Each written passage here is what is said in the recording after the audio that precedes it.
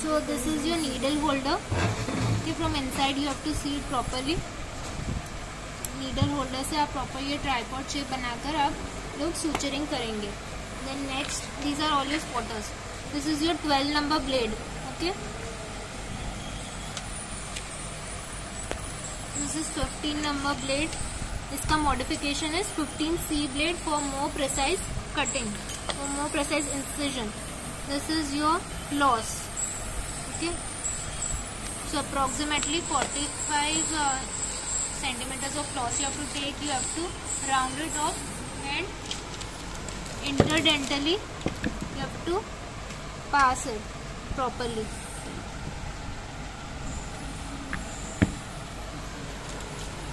These are different suture materials. They can ask you about the various classification of sutures. suturing material का classification बताओ, कौन सा braided है, uni, monofilament, multifilament, floss. उसके बाद में resorbable suture, non resorbable sutures. This is your hammer. It will be used in which cases? In case of बीच में pause हो रही है ना, वहाँ पे इसको पॉज कर लो. तो दिस इज योर हैमर. तो हैमर का क्या यूज रहेगा? जब आप इनडायरेक्ट साइनस लिफ्ट करेंगे तो उसमें जो ऑस्टियोटोम्स रहते हैं उनको हिट करने के लिए, so that proper indirect sinus lift can be done. तो इसका इंस्ट्रूमेंट का यूज है इम्प्लांट सर्जरीज में. This is your tweezer. सारे इंस्ट्रूमेंट्स पता होने चाहिए. This is your tissue forceps. इसमें सामने जो एंटीरियर रीजन है, ये टूथ और नॉन टूथ फोर्सेप ऐसे दो आते हैं. तो इसमें सामने बीफ जैसे है, तो this is tooth one. Mouth mirror use for indirect illumination, retraction. Has got 3 parts: working end, handle, shank. Periosteal elevator.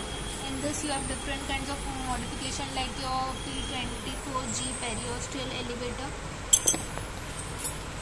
These are curates.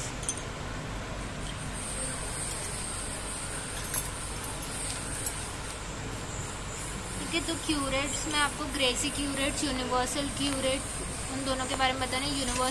Universal curates में आपके पास दो होते हैं, दो होते हैं. 2R 2L, 4R 4L, ऐसे दो अलग अलग दो एंड्स के साथ में क्यूरेट्स रहते हैं. उसके बाद में एरिया स्पेसिफिक यानी ग्रेसी क्यूरेट्स में और अलग टाइप्स रहते हैं, और इस पे नंबर लिखे रहते हैं कि कौन से रीजन के लिए कौन सा. जैसे एंटीरियर के लिए 1 2 3 4 5 6, और पोस्टीरियर्स में 13 14 15 16. ये है आपका हीमोस्टैट. इसमें और जो आपका नीडल होल्डर रहता है उसमें डिफरेंस रहता है. In the serration you have to see it properly. तो हीमोस्टैट किस लिए यूज़ करेंगे? आप इसको फ्रीनेक्टोमी में अपना टिश्यू होल्ड करने के लिए, या फिर जो आर्टरी वगैरह क्लैम्प करने के लिए, ब्लीडिंग रोकने के लिए यूज़ करते हैं. This is your sickle scalar.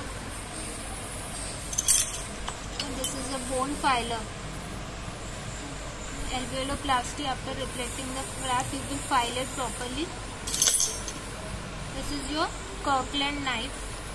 K shape. It is used for what? Excision of tissue cut करने के लिए यूज करते हैं. gingival enlargement के केसेस में यूज होता है. This is your castrovisual scissor.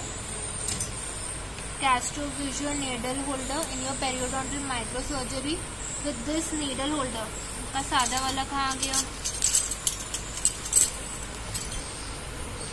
जबकि जब इसमें पीछे लॉकिंग मैकेनिज्म है, और माइक्रोसर्जरीज में ये जब 60 या 30 आप सूचर का मटेरियल यूज करते हो. नॉर्मली हम 3040 यूज करते हैं. माइक्रोसर्जरीज में और फाइन नीडल्स होते हैं, तो उसमें होल्ड करने के लिए this you will use.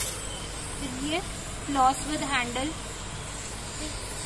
This handle you can hold it properly and you can do flossing.